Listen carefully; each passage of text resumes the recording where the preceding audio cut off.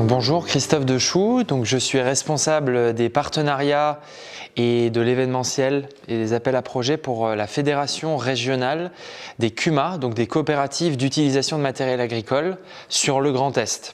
C'est un réseau qui permet de mutualiser du matériel, mais aussi des approches et qui va bien au-delà de la dimension matérielle pour faire émerger des projets innovants en agriculture et au service de l'agroécologie. Ça touche à l'innovation matérielle, donc c'est la robotique, ce sont les nouveaux outils en désherbage mécanique et dans d'autres domaines qui sont utilisés par les exploitants agricoles mais aussi viticulteurs. Mais ça va bien au-delà puisque pour nous, une innovation adoptée, surtout dans des collectifs, c'est quand elle s'est acculturée, quand le collectif s'approprie. Être en CUMA, c'est en collectif plus généralement, mais particulièrement en CUMA, c'est pouvoir se payer du matériel de grande qualité auquel on ne pourrait pas forcément prétendre tout seul parce que le panel est très large et tout exploitant ne pourrait pas forcément aller sur tous ces usages. C'est aussi grâce à un accompagnement, grâce à des outils, grâce à des personnes qui favorisent tout ça, de faire le lien justement entre les nouveaux outils, les nouveaux usages et les tendances lourdes que sont notamment la préservation de l'environnement, la prise en compte de la dimension agroécologie de plus en plus dans les préoccupations, parce que notre conviction, c'est que en fait, le modèle CUMA, il permet, rien qu'en mutualisant, de réduire l'impact environnemental, l'empreinte carbone de ces achats. Et le collectif permet aussi de se nourrir de ce que chacun sait bien faire pour aller plus loin à travers des journées dédiées, à travers des formats qui permettent justement d'essaimer et de transmettre les choses qui vont bien et de lever aussi les blocages qui font que certains ne vont pas aussi vite sur des sujets un peu innovants. L'innovation, ça peut faire peur à certains agriculteurs.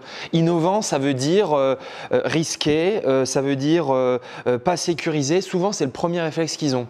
Donc, quand on évite de parler brut de pomme des termes entre guillemets qui font peur, mais qu'on leur dit est-ce que tu sais que tel groupe d'agriculteurs qui, comme toi, se posait ces questions, il a fait ça, il est à 30 km de chez toi, ça fonctionne. L'affouragement, c'est ressorti dans le cadre de l'étude du projet Actaga comme un sujet très problématique et sur lequel il y avait un levier d'amélioration des conditions de travail. Pourquoi? Parce que c'est particulièrement astreignant.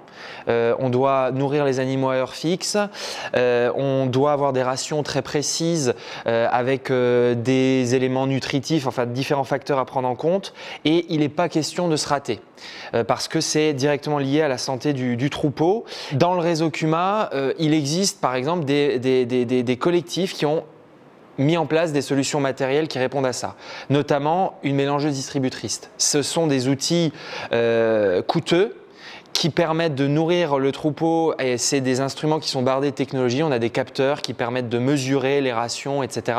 Mais on ne peut pas se le payer seul. Donc clairement, quand on dit « moi éleveur, j'ai pour objectif d'avoir une vie sociale, d'avoir moins d'astreintes, de pouvoir dédier du temps pour des réunions en CUMA ou dans d'autres organisations professionnelles agricoles au service des autres », je me libère de cette astreinte en ayant une organisation pour prendre la CUMA de la Rosée sur 9 exploitations dans un rayon de 25 km. L'organisation se résume à un responsable au lieu de 9 exploitants qui ont une astreinte à cet endroit. Ça suppose de la confiance, mais on se repose sur une personne en particulier, sur une organisation avec un salarié qui a des impacts multiples sur le matériel, sur l'organisation, la planification du travail, le management du salarié. Donc c'est une dimension concrète qui nécessite un vrai accompagnement.